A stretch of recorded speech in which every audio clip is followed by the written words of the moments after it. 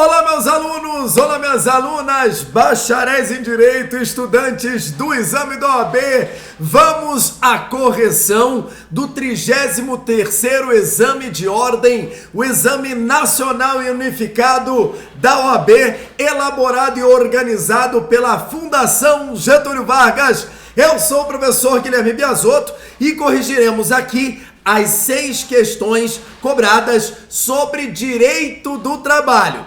Mas antes de iniciarmos a correção, não se esqueça de deixar o like aqui nesse vídeo e também de se inscrever aqui no meu canal Guilherme Biasotto, onde eu posto periodicamente dicas sobre advocacia na prática, você que é um recém-advogado, e também dicas sobre direito do trabalho e direito previdenciário. Então, meus amores, meus queridos, minhas queridas, vamos analisar as 6 questões e ao final da correção eu mencionarei a vocês, eu explanarei a vocês se há possibilidade de recurso em alguma dessas questões ou não. Então, eu já vou trabalhar com vocês o gabarito o gabarito permanente, definitivo, tá? Em que pese, muito embora a FGV já tenha divulgado o gabarito preliminar, mas eu já vou adiantar aqui para vocês o gabarito definitivo e ao final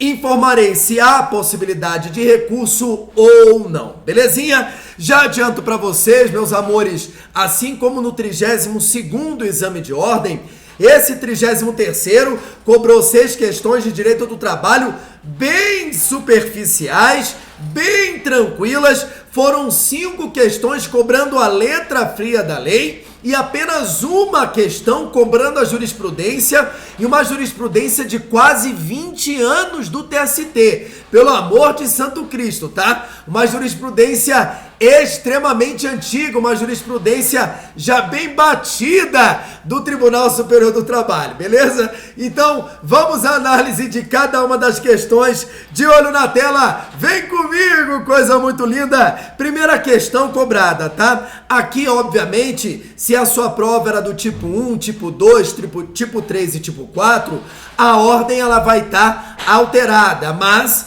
as questões são as mesmas, tá? Apenas a ordem. Então, não se preocupa, analisaremos as 6 questões de direito do trabalho cobradas. Então, de olho na tela, a primeira questão. Valmir foi empregado da Sociedade Empresária Lanchonete Chapa Quente Limitada, na qual atuou como atendente por 1 ano e 3 meses, sendo dispensado sem justa causa em julho de 2021.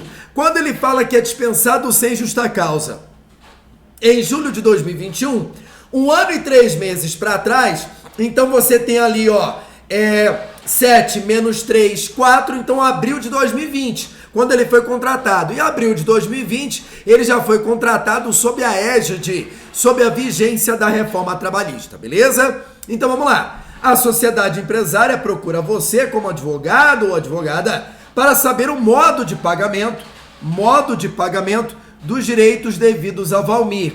Que direitos são esses, Gui? É óbvio que esses direitos são as verbas rescisórias. São as verbas rescisórias, ou seja, o que a questão queria saber é como que a empresa pagará a rescisão ao Valmir. Então vamos lá. De acordo com o que dispõe a CLT, sabendo-se que a norma coletiva nada dispõe a respeito, assinale a afirmativa correta. Quando ele fala de acordo com o que dispõe a CLT, ele quer exatamente a letra fria da lei. Ele não quer saber a jurisprudência do TST. E sobre a rescisão, a CLT vai tratar no artigo 477.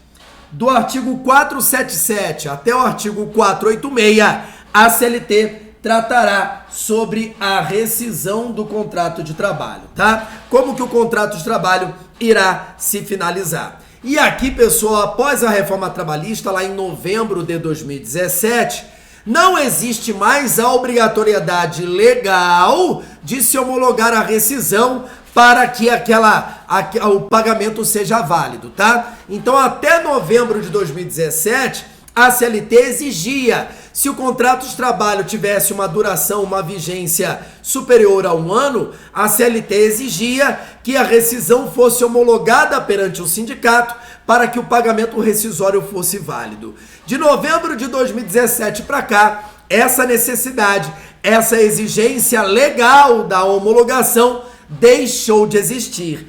A homologação ela pode ser obrigatória? Pode, desde que ela esteja prevista em acordo ou convenção coletiva, ou seja, em documento coletivo, em norma coletiva, o sindicato que representa a categoria dos trabalhadores pode prever essa exigência, mas ela não está mais prevista em CLT. Por isso que o enunciado foi muito claro ao mencionar que a norma coletiva nada trata sobre o assunto. Então, basta a empresa pagar essa rescisão no prazo de 10 dias, e são 10 dias corridos, após o término do contrato. Simples assim, tá bom? Então vamos às alternativas letra A. Uma vez que o contrato vigorou por mais de 1 ano, deve ser feita a homologação. Não precisa ser feita a homologação, letra A errada. B. O pagamento poderá ocorrer na própria empresa, pois não há mais necessidade de homologação de rescisão contratual perante o sindicato ou perante o próprio Ministério do Trabalho, que agora voltou a existir com a revogação da medida provisória.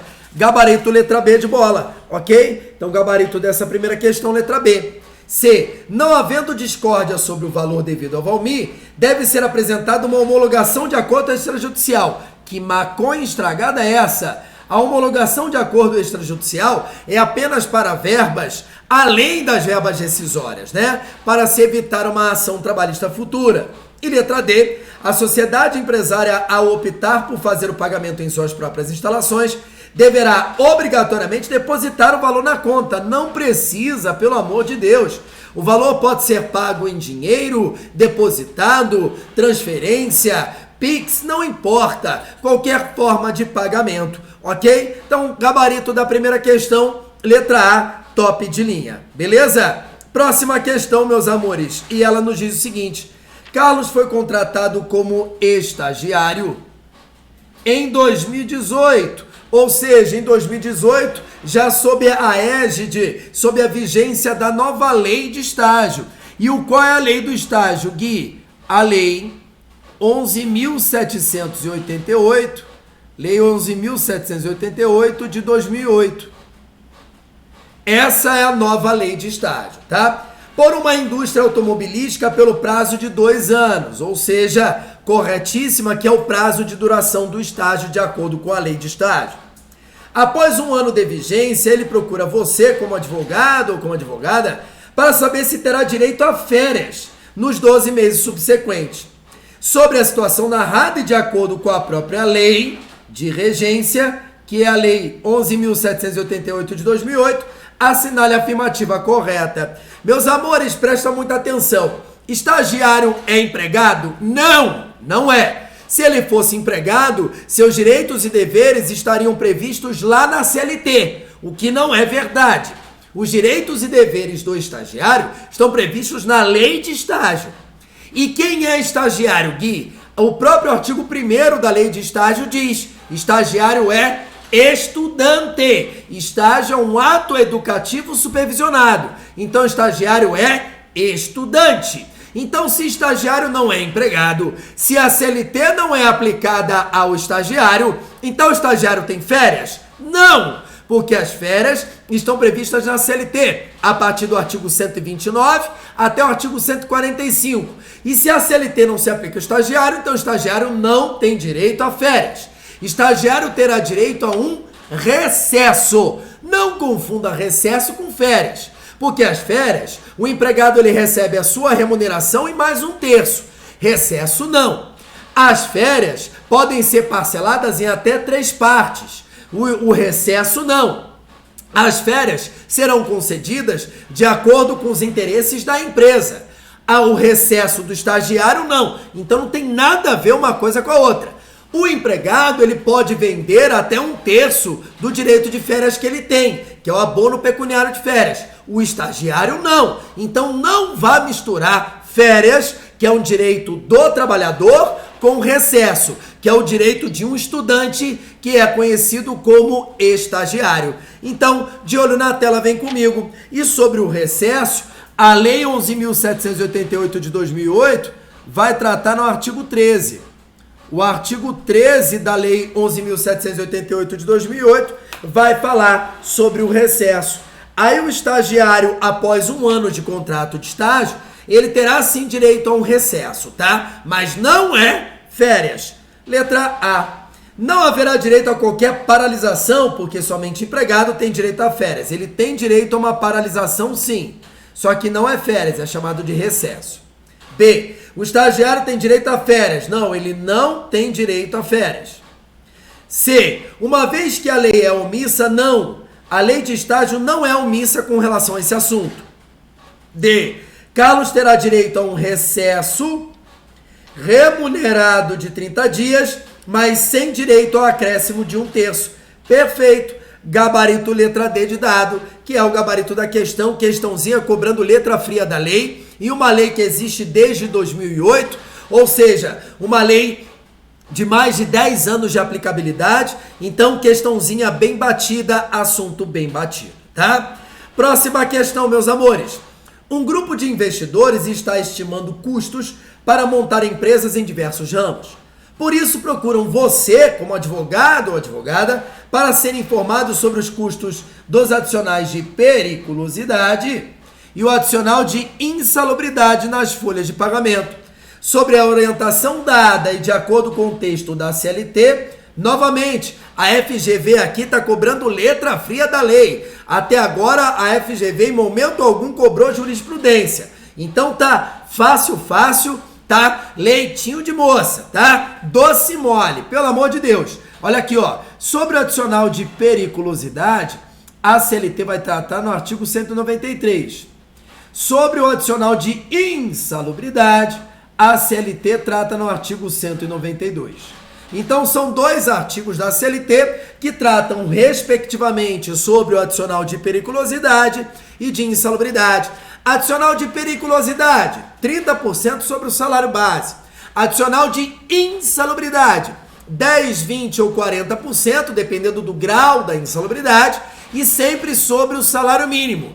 O STF e também a jurisprudência do TST, através da suspensão da súmula do TST, já pronunciou com relação a isso.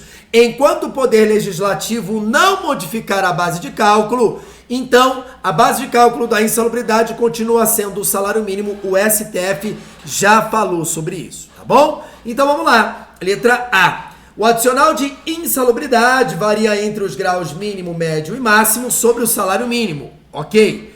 E o de periculosidade tem um percentual fixo, que é de 30% sobre o salário base, sobre o salário básico do empregado. Gabarito letra A. Show de bola? Coisa muito linda. B. Os adicionais de periculosidade e insalubridade variam entre os graus mínimo, médio e máximo. Tá errado. Periculosidade não tem variação. É uma alíquota fixa de 30%. C. As atividades como inflamáveis, explosivos e energia elétrica são consideradas de maior risco, com adicional de 50%. Que maconha estragada é essa? Adicional de periculosidade só tem uma alíquota e é de 30%. E não é sobre a remuneração, é sobre o salário base do trabalhador, do empregado. Letra D. O direito do empregado ao adicional de insalubridade ou de periculosidade só pode cessar com a mudança de função ou determinação judicial. É claro que não. Se inexistir a situação de insalubridade ou periculosidade, automaticamente ele perde.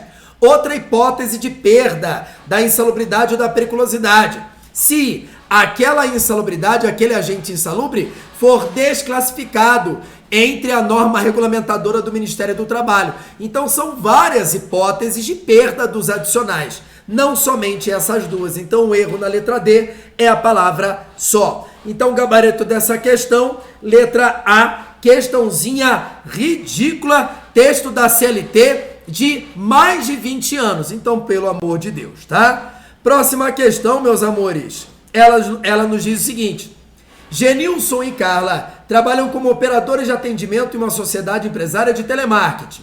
Lembrando que no exame passado, no 32º exame, caiu também uma questão sobre telemarketing, tá? Então, continuando.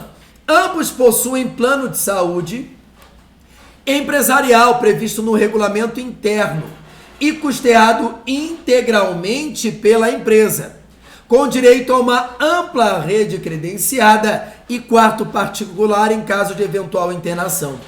Ocorre que a sociedade empresária, desejando reduzir seus custos, alterou o regulamento e informou seus empregados que o plano foi modificado, com redução significativa da rede credenciada e que eventual internação hospitalar seria feita em enfermaria e não mais num quarto particular. Sobre a alteração efetuada e de acordo com a própria CLT, assinale a afirmativa correta. Meus amores, prestem muita atenção. É a única questão das 6 que cobrou a jurisprudência do TST. O que ele está querendo aqui nessa questão?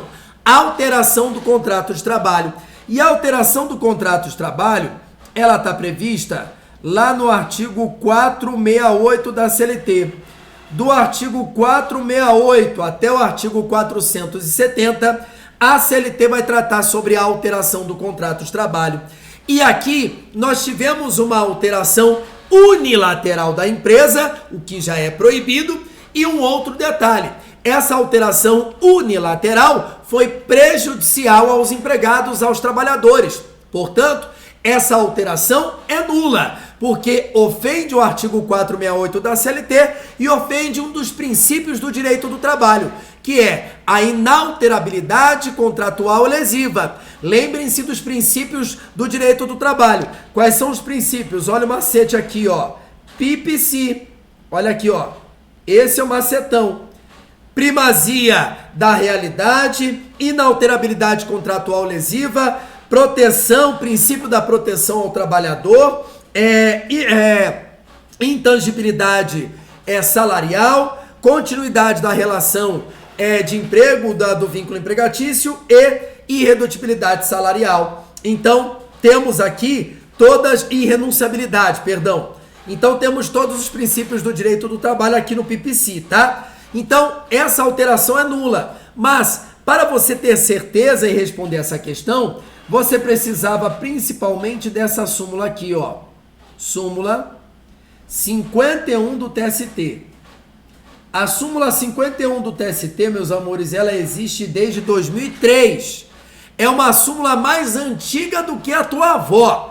Então é uma súmula de quase 20 anos aí de aplicabilidade e de vigência. Uma súmula que você aprende logo nas primeiras aulas de direito do trabalho, quando você estuda os princípios do direito do trabalho.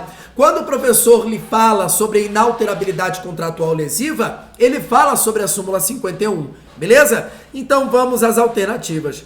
Letra A alteração não é válida para Genilson e Carla, porque só pode ser efetivada para aqueles admitidos após a sua mudança. Gabarito da questão, letra A, exatamente o que a súmula 51 fala. Pode alterar? Pode, mas essa alteração só afetará os novos empregados. Por quê? Nesse ponto aqui, você está batendo em um dos corolários. O que é corolário, Gui? É um subprincípio.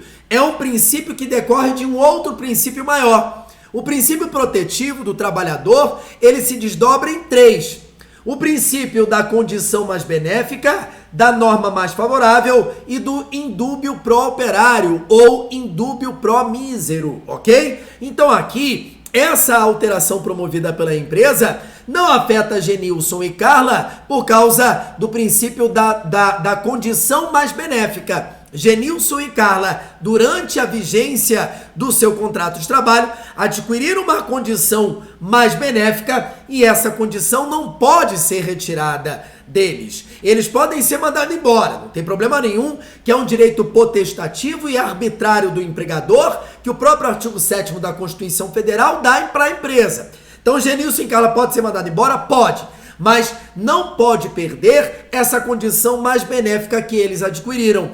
E a aplicabilidade prática desse princípio da condição mais benéfica está na súmula 51 do TST, que fala exatamente o que a alternativa A nos traz. É o gabarito da questão. Letra B, a alteração é válida para Genilson e Carla. Não, para Genilson e Carla não é válida não. Então a gente conserta aqui, ó.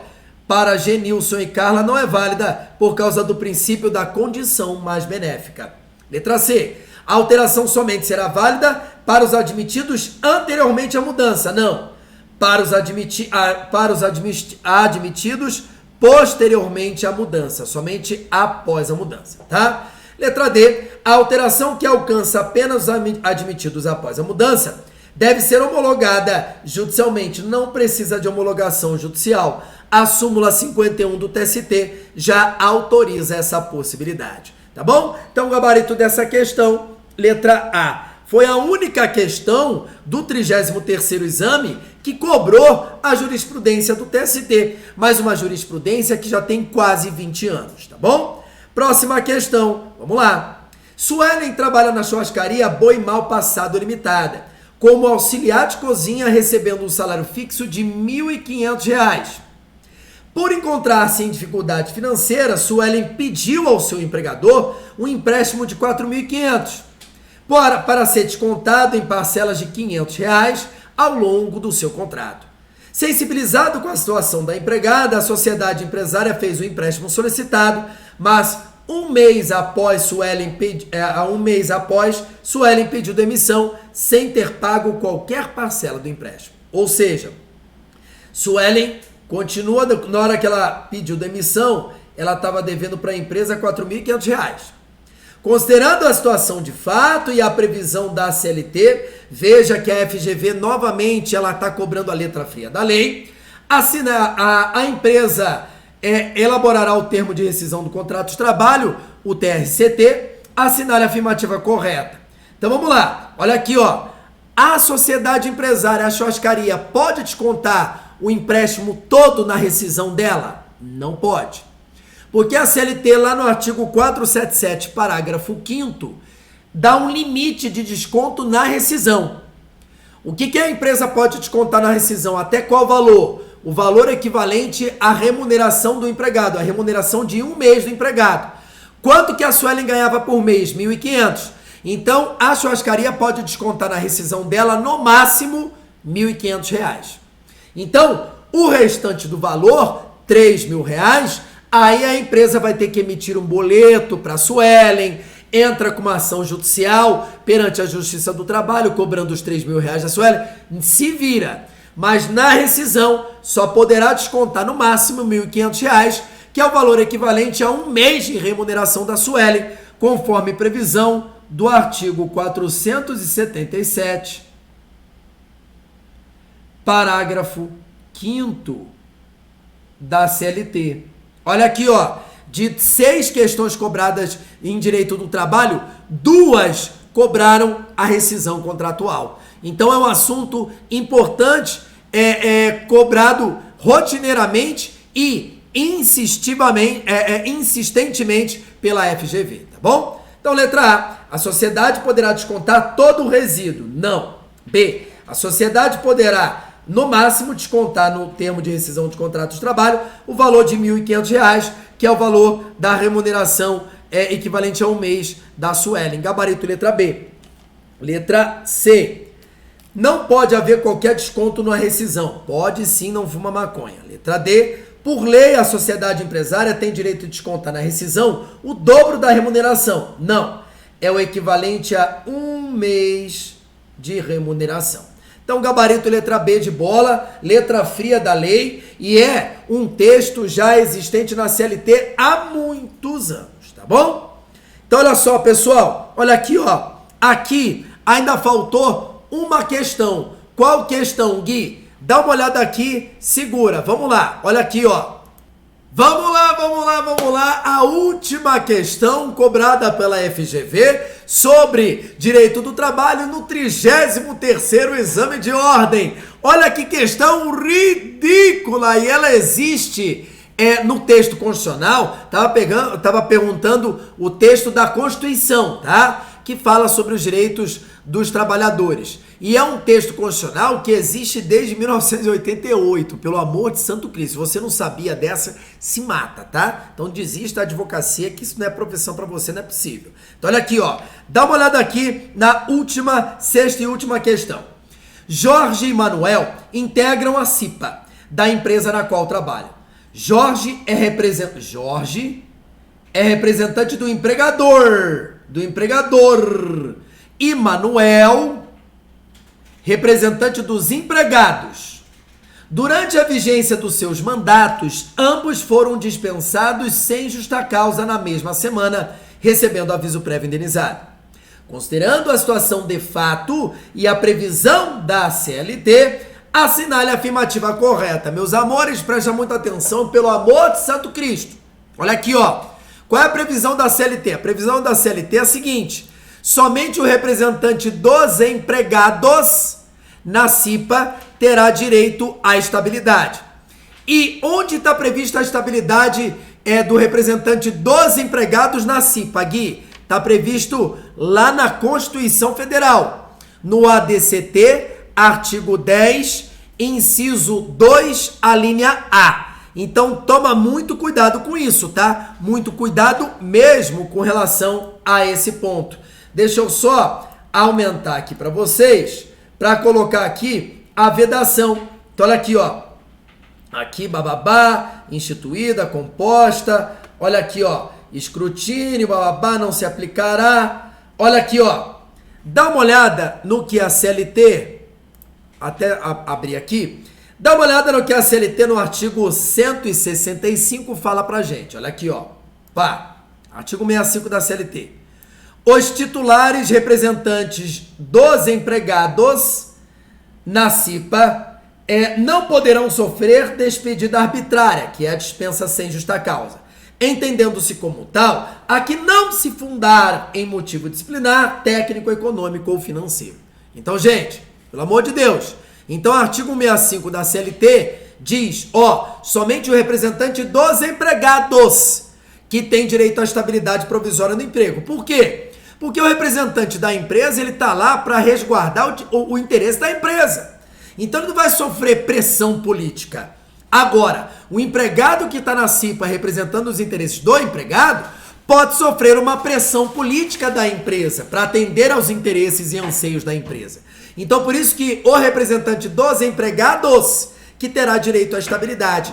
E qual o período da estabilidade? Desde o registro da candidatura até 1 ano após o fim do mandato. E o período de estabilidade do representante dos empregados na CIPA está lá no artigo 10, inciso 2, a linha A do ADCT, Ato das Disposições Constitucionais Transitórias. Então, para responder essa questão, você precisaria do artigo 165 da CLT, combinado com o artigo 10, inciso 2, a linha A do ADCT. Ok? Então são 2 artigos combinados para você responder a questão. Então vamos lá. Letra A. Não há empecilho à dispensa de Jorge. Tá certo, porque Jorge representa a empresa. Mas Manuel tem garantia no emprego e não poderia ser desligado sem justa causa. Gabarito letra A. Ok? Letra B. Ambos os empregados podem ser dispensados. Tá errado. Manuel não. C. Jorge, por ser representante da empresa junto à CIPA e dele ter confiança, não pode ser dispensado. Pode sim. D. Nenhum empregado integrante da CIPA pode ser dispensado sem justa causa durante o mandato. Nenhum não. O empregado que representa a empresa dentro da CIPA pode. Então, gabarito letra A. Veja que é um texto da CLT e é um texto da Constituição Federal há muito tempo, ok? Então, muito cuidado com isso. Já é um texto antigo que a FGV cobrou. Então, olha, resumindo o samba para vocês, não há nenhuma questão passível de recurso dentre as 6 de direito do trabalho cobrada pela FGV no 33º exame. Gui, e como é que você classifica a cobrança? Fácil, médio ou difícil? Fácil pra caralho, tá? As 6 questões cobradas pela FGV ontem no 33º exame de ordem, questões fáceis. Então, nível fácil de cobrança da FGV, pelo amor de Deus, você tinha a obrigação de gabaritar, tá bom? Então, um grande beijo, um grande abraço e até o próximo vídeo. Tchau, tchau!